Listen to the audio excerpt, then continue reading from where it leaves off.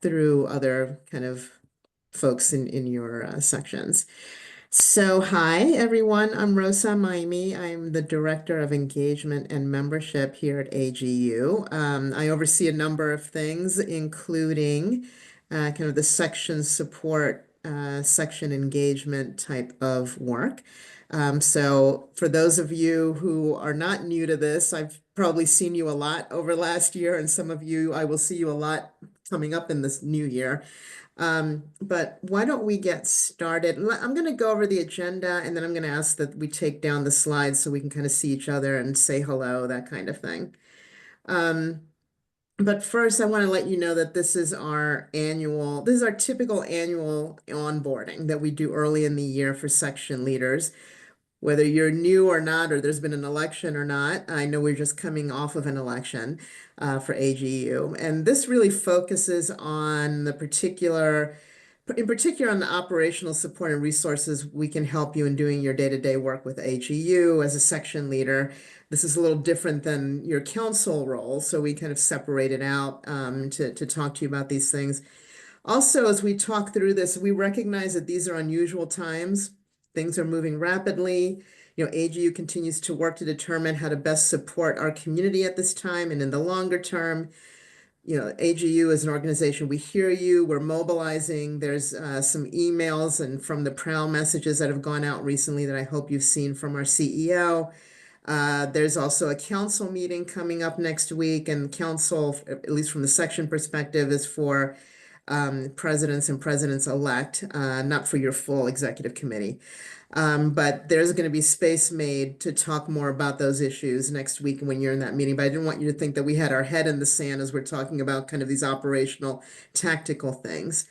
So with that, why don't we look at the agenda real quick? So we're doing the welcome now. I'm going to talk to you a little bit about some work we did last year to kind of uncover a section leader journey and see what resonates with you in terms of what we found. We're going to get into section operations, finance and development, talk to you about some tools and resources, and then have a discussion. Interrupt us at any point, raise your hand, yell out, put something in the chat. We'll also hold some time at the end. But this is going to be the first of several conversations we have with you on a regular basis, and we'll talk to you about how that happens. But with that, why don't we take down the slides so we can see who's here? And what I would ask is that each of the staff, as we do our presentations with you, that we'll introduce ourselves at that point. But I'm going to call out the section leaders who are on the call and ask you all to tell us a little bit about yourself, tell each other. There's a few prompts in the chat that Josh just put up in case that's helpful. But I'm just going to call out folks as I see you in the room. Oh, and I see Hazel, you're not going to be able to chat, so that's fine. We will know that you're listening in. Okay, so Mike, let's start with you.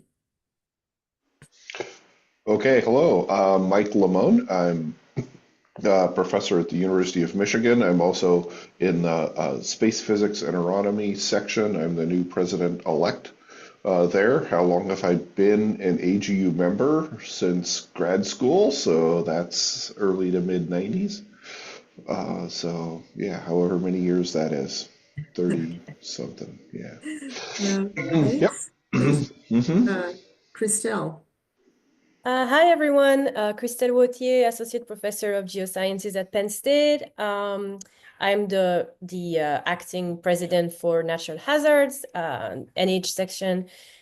Yeah, I don't know exactly the year, but I was like PhD student, so I don't know, 2009, something like that. Yeah, no worries. I always find it interesting when people describe, or try to remember or describe how long they've been with age or members. Lauren, we have you next. Sorry, we don't use Zoom. I'm Lauren Schaefer. I'm the president-elect for Natural Hazards. I'm with the U.S. Geological Survey for now. And I, let's see, I've probably been with AGU since, again, yeah, grad school. So that's like 2012. Great. Thanks, Lauren. And I hope I don't mispronounce your name, but you can tell us is it Weichel? Yeah, it's Wei Chao. Yeah. Wei Chao, thanks. Hi. Yeah. Hi, everybody. I'm Wei Chao too. I'm currently a associate professor at West Virginia University. I'm under the SPA session, Space Physics and Astronomy. I'm the new secretary for magnetosphere physics. Yeah, how long? I think, yeah, I joined AGU maybe 2006. Okay, great, thank you. Yeah. Kathy. I'm Kathy Reeves. I am an astrophysicist at the Harvard-Smithsonian Center for Astrophysics. I am the president of the Space Physics and Astronomy Division, and I have been an AGU member since before I went to grad school, I think maybe 2000, 2001, something like that. Great, thank you. Layla. Hello, everyone. This is Leila. I'm an associate researcher at Florida State University and almost working in natural hazards, flood, drought, and so on. And here in Florida, coastal flooding. Oh, actually, I don't remember, maybe from 2020, I was joining to AGU. But yeah, before more than 7 or 8 years, I was an EGU in European space. But yeah, thank you so much. Thank you. And I don't, the boxes jumped around, so I hope I didn't miss anyone. And Hazel, I understand you won't be chiming in, so I think we're good. Did we get everyone? Yeah. Okay. So why don't we bring back up the slides? I'm going to talk for a couple of minutes about some work that we did last year around section leader journey. So we'll wait for that. All right, so a while back last year, early last year, we took it upon ourselves, AGU, to talk to not all sections, but I think 4 or 5 section leader groups to get their input on kind of a day in the life, kind of what do section leaders do. Through the last year, we have presented some of that information. In the past, if someone wants that, we did like a survey, we did some online interviews, kind of drew up a journey. But from that came a couple of things that I just wanted to highlight here. And Amber, who's not on, but we report up through her, kind of talked to council about this last year. So those of you who were on council last year probably saw this document. We came up with some from two statements based on what we found in talking about the journey of a section leader. And this is kind of what we've heard, and that folks were interested in going from operating in administrative capacities to making more space to get back to the science. Also found that folks wanted to get away from functioning as silent entities and engaging in cross-section collaboration. Also going from experiencing unclear section leader role and responsibility to receiving proper onboarding. By the way, we hope today is part of that, right? But not the only thing. Going away from reinventing the wheel to creating mechanisms to share practices within and across sections. We found that what you've seen and what we've seen in talking to different sections, that there's probably work where you all can hear from each other a little bit more and get some ideas on some best practices on how to run your sections from those who've done it. And then the other is going from kind of separate delivery of member value to partnering between AGU and sections to drive and reinforce member value together. What we found in those interviews was that a lot of what some of the section leaders were doing, particularly those sections that are a little more active than others, and what AGU is doing kind of in the membership research or membership engagement space, were very similar, but we were doing them at different levels. So are there ways that we can kind of combine forces and learn from each other and help drive member value through the full membership, kind of beyond the leadership together? So I mentioned this because I want us to kind of keep these statements in mind as we have our conversations today, throughout the year. These are some of the things we're driving toward. But also want to get your thoughts in a second if anything resonates for you. Let's go to the next slide though. So some of the primary opportunities we found were better training resources and guidance for section leaders, some of which we hope to kind of create with you all. Putting together standard operating procedures and standards across sections with sections to figure out ways to do certain things, whether it's, outreach to members or communication or social media, whatever it is, right? And we want to get your input as to what the needs are there. Section to section engagement that came through loud and clear in the from to statements, and how we can make spaces to have you all engage more and learn from each other. And again, what I mentioned about collaborating to drive member value. I'm going to stop there to see if anyone has any thoughts or questions, excuse me, on both of these things now. But again, this is kind of a framework as we start the year based on what we heard from you last year as we work with you going forward. Any thoughts on any of this? Is this what you're looking for? Oh my God. Yes, this sounds like a good list. Good, good. And again, just kind of an overarching kind of keeping in mind as we get into some of the tactical things. And as I mentioned, this meeting and this group is really to talk about the tactical pieces to hopefully make life easier as you run your sections. So why don't we go ahead into some of the weediness, so to speak, of some of the work that you'll be doing. Let's go to the next slide. So there's some big categories that we work with sections on. One is finances, which Kevin will talk about in a moment. The other is development. And then the other is around kind of the planning around annual meeting. We don't have anyone from the meetings team here, but we'll talk about that a little bit in broad strokes a little later. There may be some other big areas that you want us to kind of focus on or you have questions on, but we wanted to make sure we covered these. So with that, I'm going to turn it over to Kevin, who's the Director of Financial Planning and Analysis, and is working with the team in membership to help support sections and knowing more about your financials. So Kevin. Great.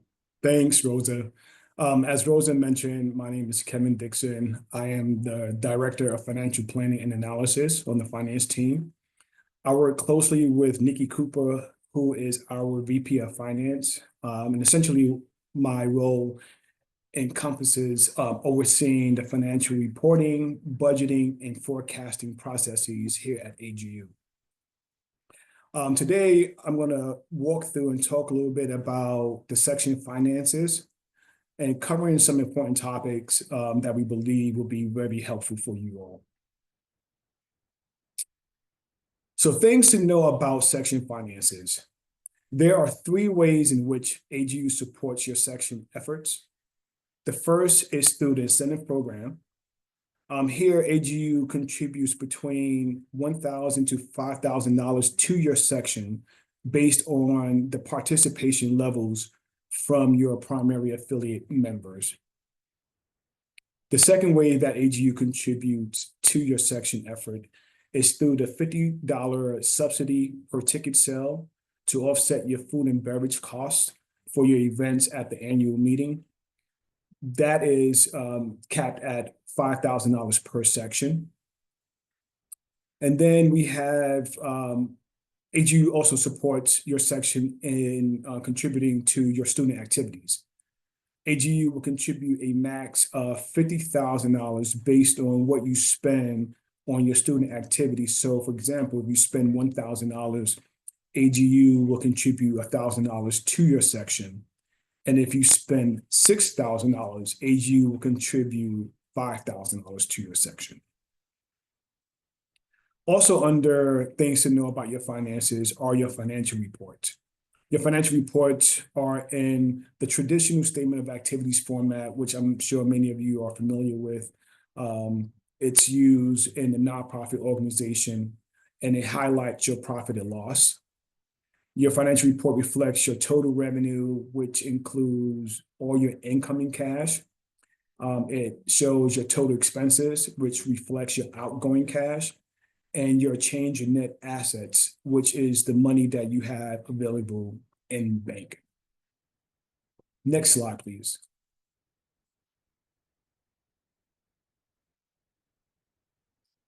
So the first round of financial reports, which are your unaudited 2024 financial statements, will be distributed in mid-March. Your unaudited financial statements will cover preliminary financial results for the year ending 2024. Things to keep in mind is that, these are preliminary results used for information purposes only, which are subject to revision based on the final audit review that we have here at AGU. If there are any material changes to your unaudited financial statements, we will communicate those changes to you that will be reflected in your final report. Next slide, please. So one question that we hear from a lot of sections is, how much money do I have in the bank for my section? On your financial report, your net assets ending balance serves as the key indicator of your funds available for your section. There are two types of cash flows that affect your net asset ending balance. The first one is, as I mentioned, your incoming cash, which is your revenue. That incoming cash is essentially your contributions, donations, sponsorships, and that incoming cash increases the money that you have available to your section.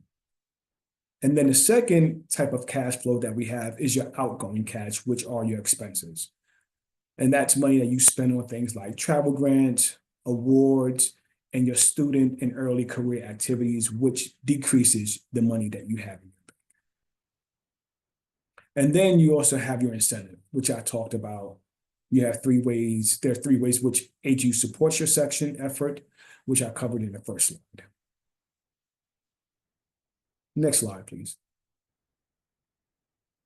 This slide here provides an example of your financial report in the traditional statement of activities format for nonprofit organizations. Your financial report comprises of three main sections. As I mentioned, your revenue, income, and cash section. This includes, again, your contributions, donations, incentives. Your expense outgoing cash. This covers your expenditures related to gift prizes and awards, food and beverage, AV. And then you have your net assets ending balance, which is, again, money in the bank that serves as funds available to your section. Next slide. And here we have the financial reporting schedule for the year. So we're planning on issuing 4 reports this year. The first report, as I mentioned, is your unaudited 2024 year-end financial statements that will be distributed in the middle of March. We expect to have your final audited 2024 financial statements to you between April and May. Your first round of 2025 report, which will be your 2025 year-end June financial report, will be available in July. And your 2025 year-end September report will be available in October of 2025.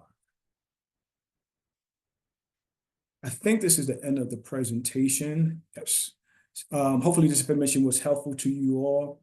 At this time, I'm happy to answer any questions that anyone may have. Any questions for Kevin? I suspect you'll have more questions once you get your first financial reports in March.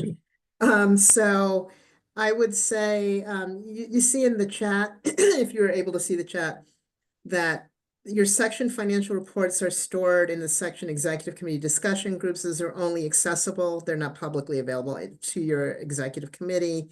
There's stuff in there already from prior, from earlier last year, if you want to go in and look at it, if you haven't already.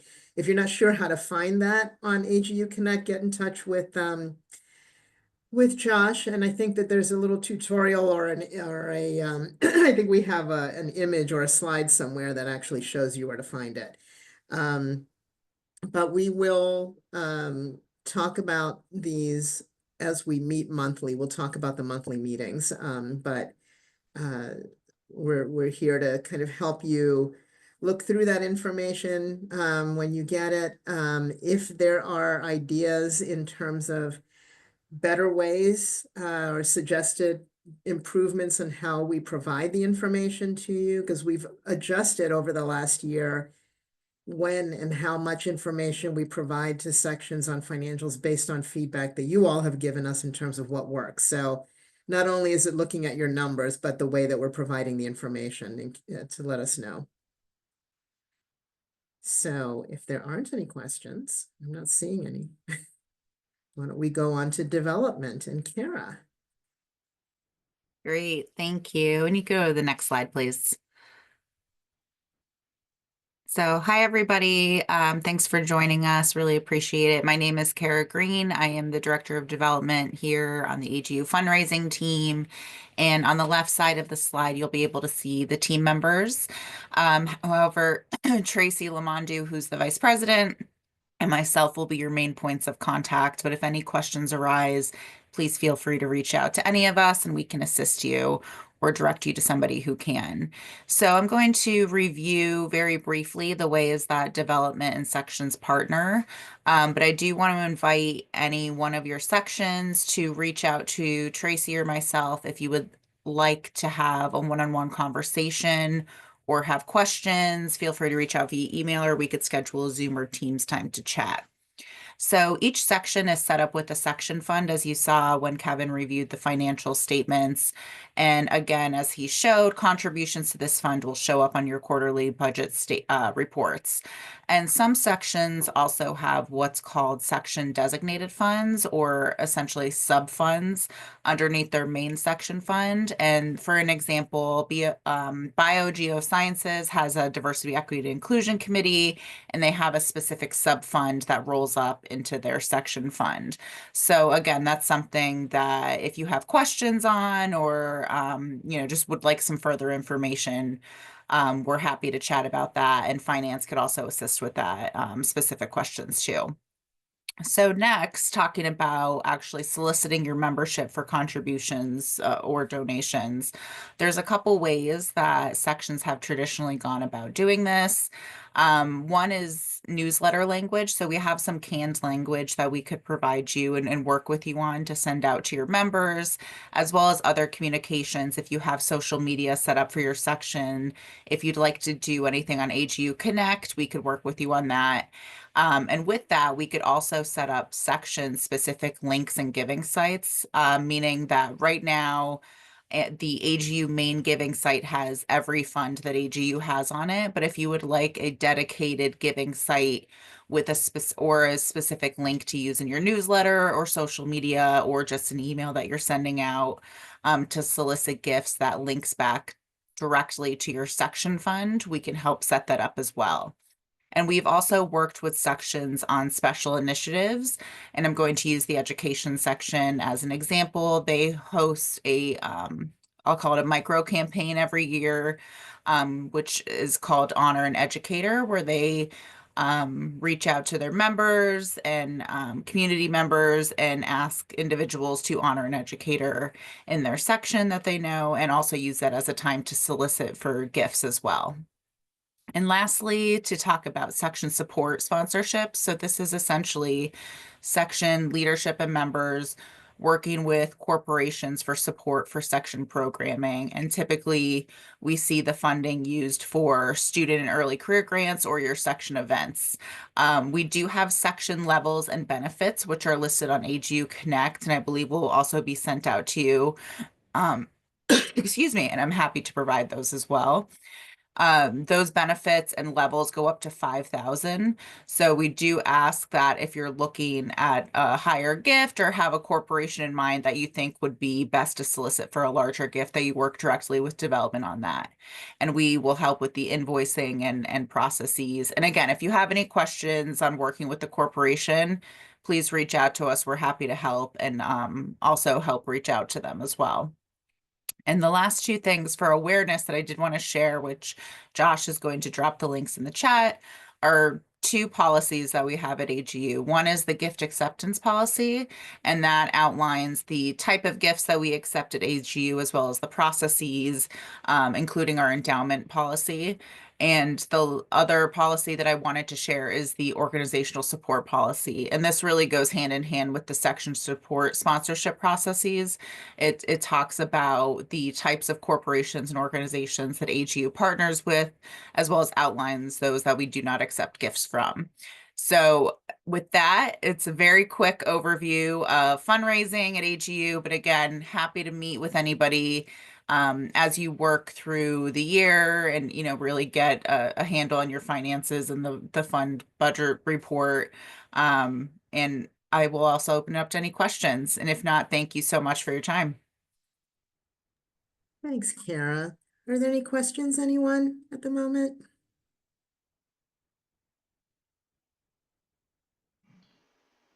Is there a quick list on who is not allowed to give money to AGU? Is We that don't in have meeting a documents or? we don't have a list of organizations, but if you look at the organizational support policy, you'll see the processes that we go through to approve organizations and corporations that AGU does partner with and accept gifts from. Okay, so just read through that and can get a feeling. Okay. Yeah, if you have any questions, please feel free to reach out to Tracy or myself on a specific corporation. Good question. Anyone else? All right, well, why don't we look at some of the tools and resources that some of you may already be using or some of you may not be aware of. So Josh is going to go through those. Hi, everyone. I'm Josh McKee. I'm the section support coordinator. I act as the liaison between the sections and the organization. Throughout the year, if you have any questions on anything that you're working on, or if you need to contact anyone at AGU, but you're not sure of the email you should use, you can always send us an email at the section help inbox. I'm going to put that in the chat now. And then I can help direct you to the best point of contact. Okay, for my first slide, I have a list of all the dates for the council and the section support calls. This is kind of just explains to you what each meeting is for and who's hosting these calls. This is a document that's was created by the governance team, and those attending the council meetings will get a more detail. You'll get this in more detail from the governance team. So I don't want to go into too much detail with that. And then the next slide I have are the list of all of the monthly section leader support call dates and times. These are hosted by the section support team. So that's Rosa and myself. We invite all of the section presidents, past presidents, president-elect, and secretaries. Before the meetings, probably about 2 weeks before, we'll send out the agenda. If you think there's someone else in your section that would benefit from being on the call, you're more than welcome to invite them.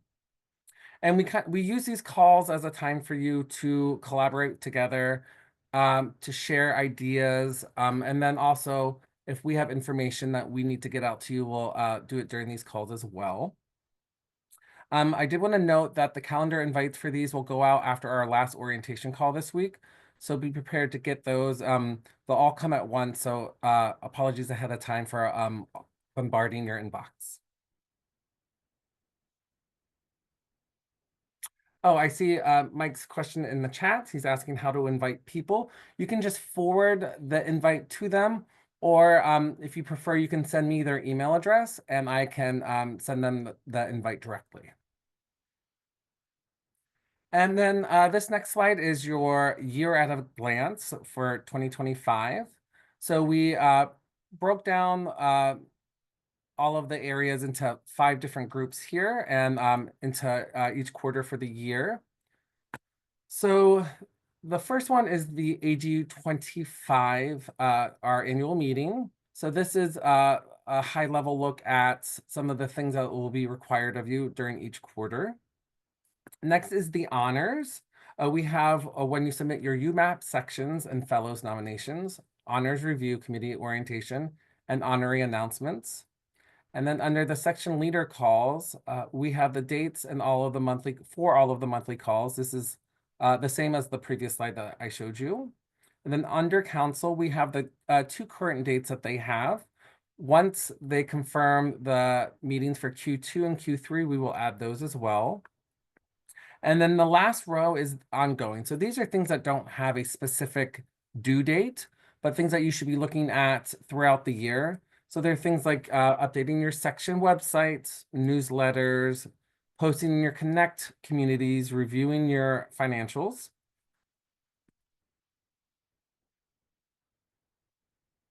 And then on this slide, we have a list of resources for you and ways to help you to reach out to your members.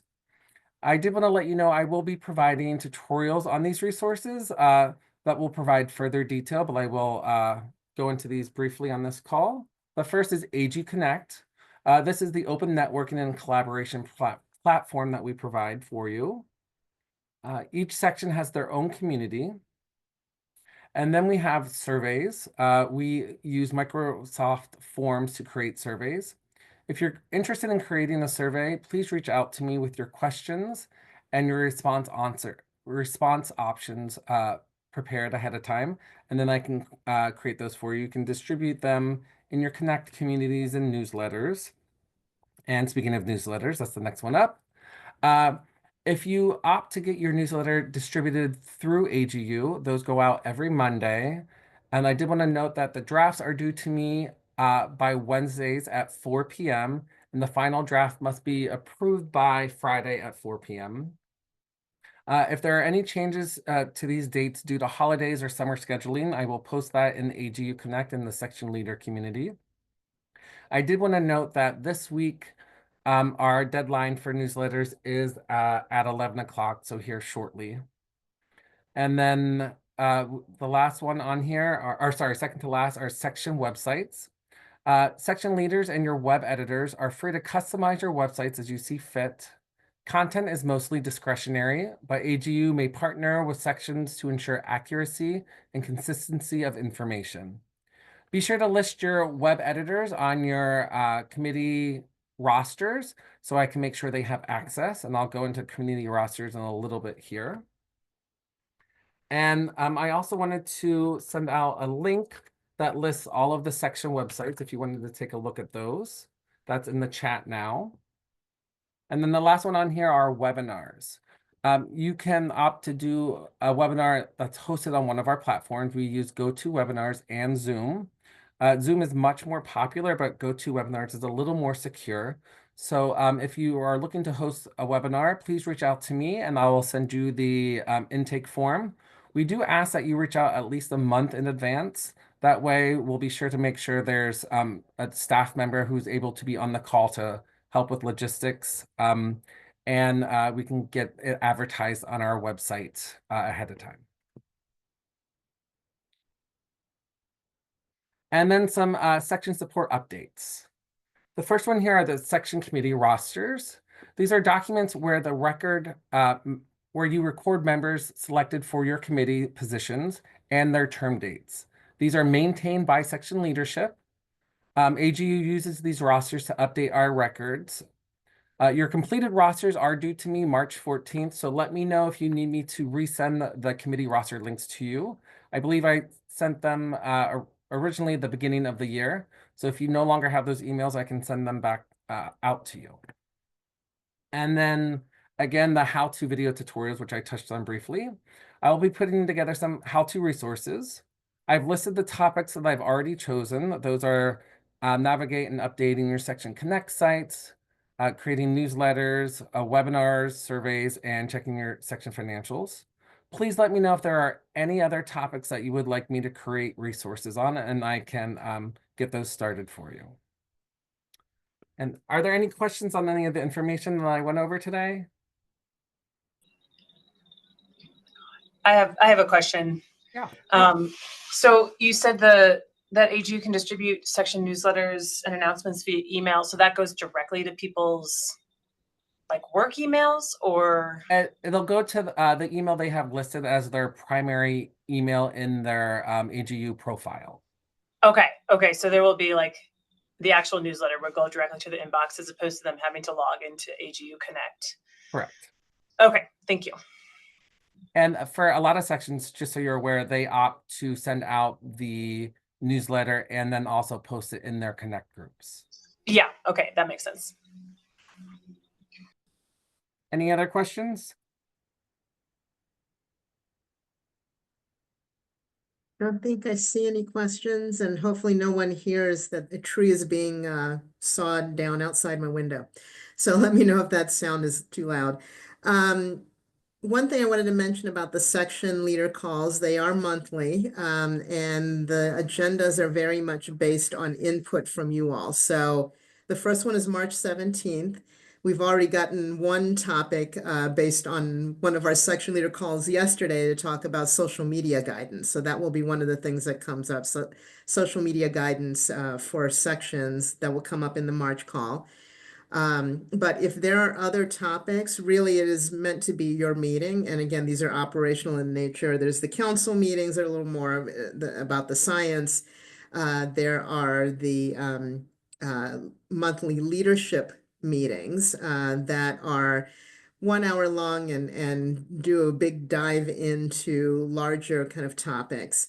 So I know it may get some folks that get a little confused with all of the different emails coming from different parts of AGU for different meetings, but there is a nuance between and some differences. So I'm hoping that we also use those meetings to make space for you all, as we've talked about from the beginning of the call here, for you to talk to each other. So if you have things that you as a section want to bring up before other section leaders, let me know those topics and we can work with you on those. Those section leader calls are also recorded. So we post those and email those to section leaders after the fact, but we want to make sure we also have some live interactivity during the meeting. So we hope you'll attend and invite others to attend, kind of based on the agendas at hand, whoever makes sense. Oh, and thanks, Mike, for your note. Yeah, I'm glad you can't hear it. I'm getting distracted. That's because I can hear it pretty well. So forgive me for my halting voice here. But just wanted to put that out there in terms of the meetings. Any questions or, well, and the other thing I would bring up, you saw that there's a snapshot of kind of high level things that section should be aware of. So the first things that are coming up are, as you saw, honors nominations, actually for at least the union level honors and section hydrology honors. That closes this week on Friday. So if there's some folks who in your sections who are kind of working on nominations, you may want to let them know.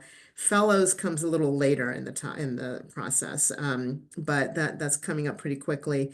The other thing, believe it or not, that you're going to hear from us on, like in a few weeks, you'll hear from Josh about is planning for section events for the annual meeting. There's kind of a long runway but there's a lot of planning milestones with the meetings team and others in terms of how to get those planned and what your needs are. We will be inviting the meetings team probably as a regular attendee to the monthly calls to give you updates on that too. So I'll stop there and see. I think were there any other slides, Josh, or are we at the? Okay, why don't we bring down the slides and see if we see each other again here and see if anyone has any other questions.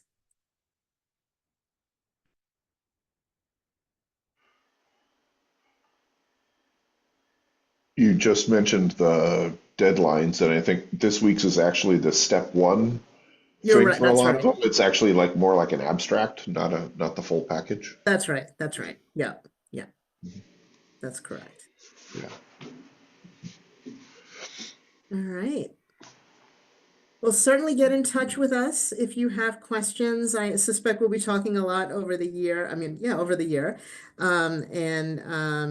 Let us know what you want to hear about, talk about, how we can kind of give us your ideas, because in any process improvements we've made or topics that have come up have really come from you, because we want this to be driven by you guys. So hope to see you at an upcoming meeting. And Christelle, I think you have you're off of mute. Did you want to say anything?